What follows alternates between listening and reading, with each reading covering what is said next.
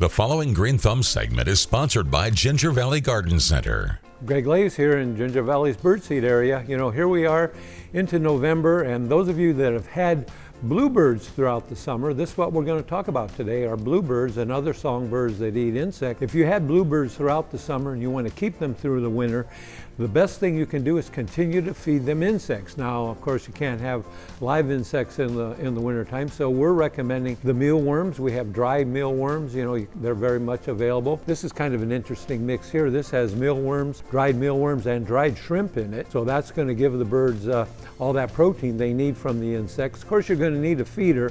This green feeder is an open feeder. You notice how open that is. They can see the mealworms in there.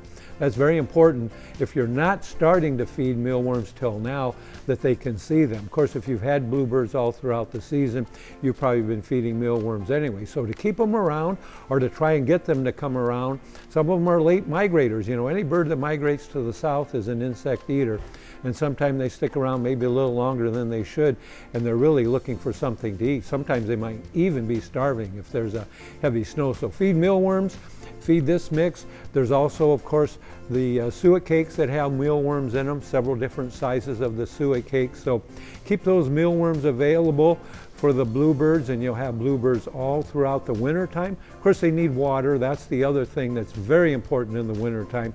A little later on in the season, we'll talk about other ways to get water, but make sure you have a bird bath. And as the season gets colder, you might want to put a bird bath heater in there to keep the water from freezing. So mealworms, this mixed with mealworms and shrimp, keep it out all winter long, and you'll have bluebirds all winter long. For Ginger Valley, this is Greg Lays.